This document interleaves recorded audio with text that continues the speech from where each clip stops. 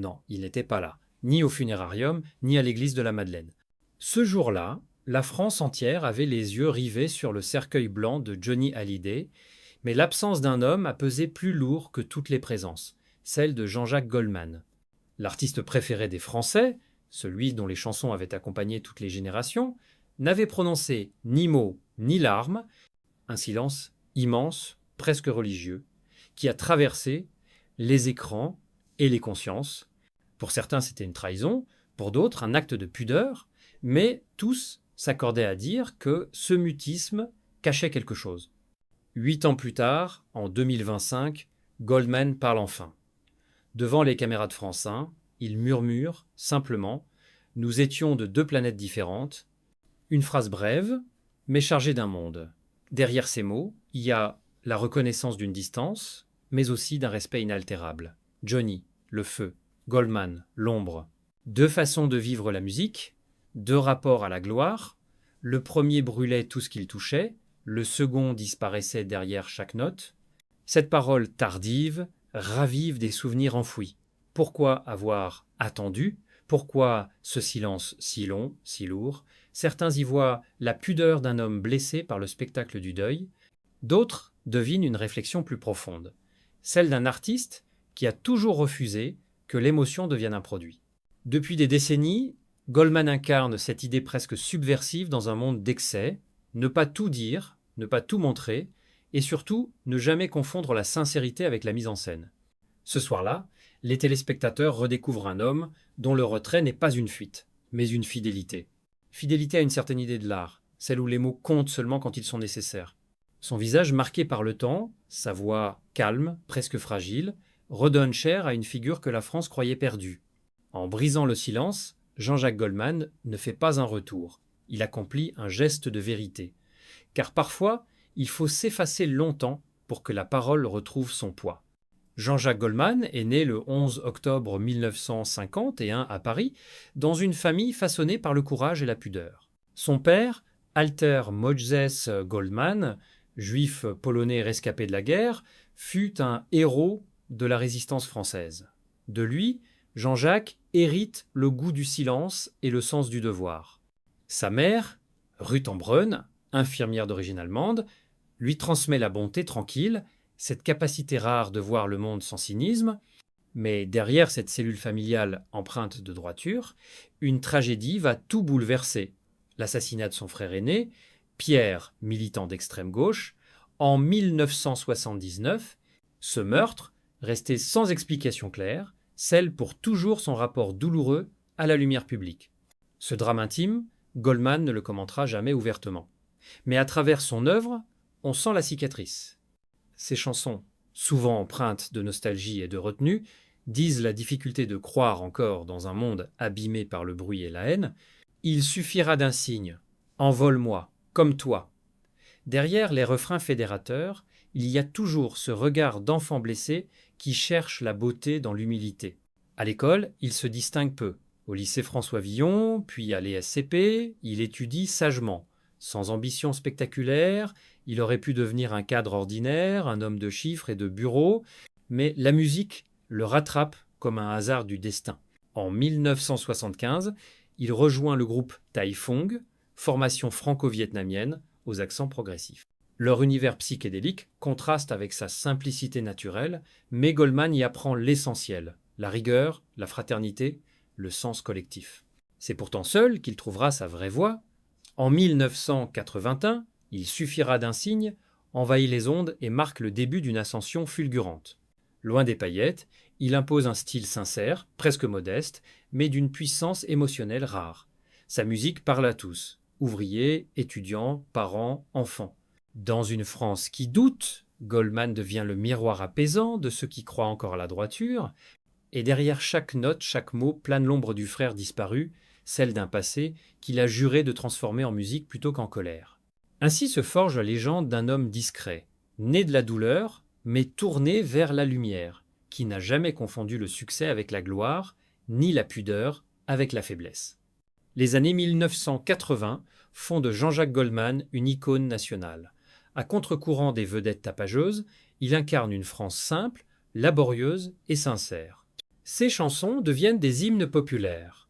Quand la musique est bonne, envole-moi, encore un matin. Ses paroles sont claires, directes, mais chargées de profondeur morale. Goldman chante la dignité du quotidien, la beauté des gestes modestes, là où d'autres cherchent à séduire, lui cherchent à comprendre.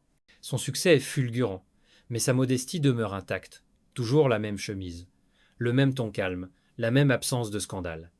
Il semble appartenir à une autre époque, celle où la gloire n'était pas encore une performance. En 1986, il offre à Johnny Hallyday l'album Gang, bijou de rock et de poésie. C'est un tournant. Grâce à Goldman, Johnny retrouve son souffle artistique, son image se régénère. Entre eux, une relation singulière, née, mélange d'admiration, de respect et de distance. Goldman écrit pour Johnny sans jamais chercher à l'imiter. Il comprend son énergie brute, sa rage de vivre, mais garde sa propre voix, intérieure et pudique. Leur collaboration, bien que fructueuse, révèle deux visions du monde irréconciliables. Johnny se nourrit du feu, Goldman du silence. Et c'est précisément cette différence qui rend leur union artistique si unique. Dans les années qui suivent, Goldman continue de composer pour d'autres. Céline Dion, Patricia Cass, Florent Pagny, Marc Lavoine, tous bénéficient de sa plume. Il devient l'architecte discret de la chanson française.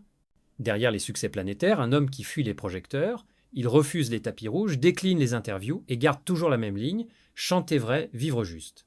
Mais cette perfection morale a un prix. Derrière la discipline et la pudeur se cache une fatigue grandissante, une lassitude face à la machine médiatique. Peu à peu, Goldman se retire du bruit, sans fracas, sans adieu. Ce retrait n'est pas une disparition, mais une continuité logique d'un homme qui a toujours préféré la vérité à la mise en scène. L'année 2004 marque la rupture. Sans communiquer, sans tournée d'adieu, Jean-Jacques Goldman quitte la scène et se tait. Ce silence prolongé déroute la France entière. Les rumeurs se multiplient, burn-out, désaccords internes, rejet du show business, crise existentielle, mais la vérité est plus simple et plus profonde. Goldman s'éloigne pour être en accord avec lui-même. « Vivre comme je chante », disait-il souvent. Il ne voulait plus que ses mots soient déformés par le vacarme médiatique, ni que la charité devienne spectacle. Pendant 20 ans, son absence devient légende. On croit tout savoir de lui, qu'il vit à Marseille, puis à Londres, qu'il se déplace à vélo, qu'il fréquente les cafés anonymes comme un homme ordinaire. On invente des maladies, des faillites, des exils. Mais la réalité échappe à tous. Goldman ne fuit pas. Il choisit la cohérence. Loin des caméras, il écrit encore, en silence, pour quelques proches, pour des œuvres caritatives, pour lui-même surtout. Ce retrait révèle la radicalité de son idéal. La gloire n'est rien si elle empêche la paix intérieure. Il refuse de devenir une marque, de transformer son nom en produit. Là où tant d'artistes se battent pour durer, lui préfère disparaître dignement. Ses rares amis parlent d'un homme apaisé. Marié à Nathalie, père de 6 enfants, il consacre son temps à la transmission, à la lecture, à la marche. Il a bâti un patrimoine solide, non pour s'enrichir, mais pour protéger sa liberté. Plus de 300 chansons, des droits d'auteur stables, une fortune estimée à plus de 100 millions d'euros, mais il vit comme un professeur de quartier. Pas de villa extravagante, pas de collection de voitures, seulement un appartement sobre et un vieux vélo. Sa richesse, c'est le temps, celui de penser, d'aimer, de se taire. Pour Goldman, le silence n'est pas absence, mais continuité. Il ne se retire pas du monde, il s'en écarte juste assez pour en préserver le sens. Là où Johnny brûlait pour exister, Goldman s'efface pour durer. Son mystère devient sa voix la plus forte, celle d'un homme qui, en refusant la lumière, a su l'incarner mieux que quiconque. Janvier 2025. Une date que la France n'oubliera pas. Après 20 ans d'absence, Jean-Jacques Goldman accepte enfin une interview. Pas un retour, pas une promotion, une conversation simple, dépouillée, presque spirituelle. Sur le plateau feutré de France 1, face à Anne-Sophie Lapix, il sourit timidement. Les cheveux gris, la chemise bleue, la voix plus lente. Et ses premiers mots, parce que le silence aussi mérite qu'on l'explique. La phrase tombe comme une évidence. L'émotion est immédiate. En quelques secondes, le pays tout entier retient son souffle. Durant 40 minutes, il parle peu mais juste. Pas d'effet, pas de regret. Lorsqu'on évoque Johnny Hallyday, Son regard se voile d'une tendresse pudique. Johnny m'a offert sa confiance. Nous n'étions pas amis au sens courant, mais il m'a appris le courage. Trang. Cette confession bouleverse les téléspectateurs. Il ne pleure pas, ne s'excuse pas, il exprime seulement une gratitude pure, sans artifice. En cet instant, on comprend que ce n'est pas un hommage à Johnny, mais une manière de solder une dette de silence. Il raconte la nuit où est né. « Je te promets. Johnny m'avait dit « Je veux une chanson d'amour qui tienne debout. » J'ai compris qu'il parlait de lui-même. Autour du plateau, le silence devient presque sacré. Pas d'images d'archives, pas de musique en fond, seulement cette voix qui semble venir d'un autre temps, une voix où l'humilité devient grandeur. À la fin de l'émission, il murmure « Nous ne nous sommes jamais vraiment compris, mais nous nous sommes entendus. C'est mieux. » Cette phrase, anodine en apparence, traverse le pays. Les journaux titrent « Goldman parle enfin ». Les réseaux sociaux s'enflammant, mais avec une douceur rare, on ne commande pas, on écoute. Les ventes de ces anciens albums explosent. Entre gris clair et gris foncé remontent en tête des classements, Gang réapparaît dans le top 10. Pourtant, Goldman ne profite pas de cette renaissance médiatique. Le lendemain matin, il quitte Paris discrètement, direction Londres. Pas de communiqué, pas de tournée annoncée, il a dit ce qu'il avait à dire, rien de plus. Cette interview n'était pas une réapparition, mais un adieu en douceur. Un passage de témoin entre deux France, celle du vacarme et celle du silence. Ce soir-là, la nation a compris qu'il existe des au revoir qui ne s'expliquent pas, ils se devinent, dans la pudeur d'un regard, dans le murmure d'une chanson. Goldman, sans mourir, venait de quitter la scène une seconde fois. Depuis cette soirée d'hiver, Jean-Jacques Goldman est retourné à son invisibilité choisie. Aucun nouvel album, aucune apparition publique, aucune trace sur les réseaux. Pourtant, son ombre continue d'habiter la mémoire collective. En 2025, il demeure l'une des personnalités préférées des Français devant des artistes en pleine activité. Ce paradoxe fascine. Comment un homme absent depuis 20 ans peut-il rester aussi présent dans le cœur du public ? La réponse tient dans une équation rare. La sincérité vaut plus que la visibilité. Son héritage dépasse la musique. Derrière l'artiste, il y a un penseur discret, un moraliste sans discours. Ses chansons sont étudiées dans les écoles, analysées comme des poèmes modernes. Elles parlent d'humanité, d'équilibre, de simplicité des valeurs en voie d'extinction, dans une époque saturée d'ego. Des auteurs de la nouvelle génération, comme Vianney ou Zaz, revendiquent son influence, une écriture dépouillée, juste, sans tricherie.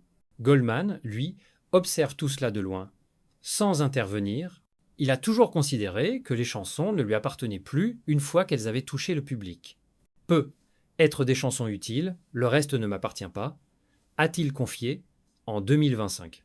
Son patrimoine matériel est géré avec la même rigueur que son art. Une société londonienne protège ses droits, répartis équitablement entre ses enfants. Il a refusé plusieurs offres colossales de rachat de son catalogue, préférant préserver la pureté de son œuvre. Gagner de l'argent, c'est bien, ne pas en dépendre, c'est mieux, avait-il résumé un jour. Ce refus du compromis, ce mépris tranquille du marché, font de lui un homme libre, un mot devenu rare dans le vocabulaire de la célébrité. Aujourd'hui, Goldman ne cherche plus à convaincre.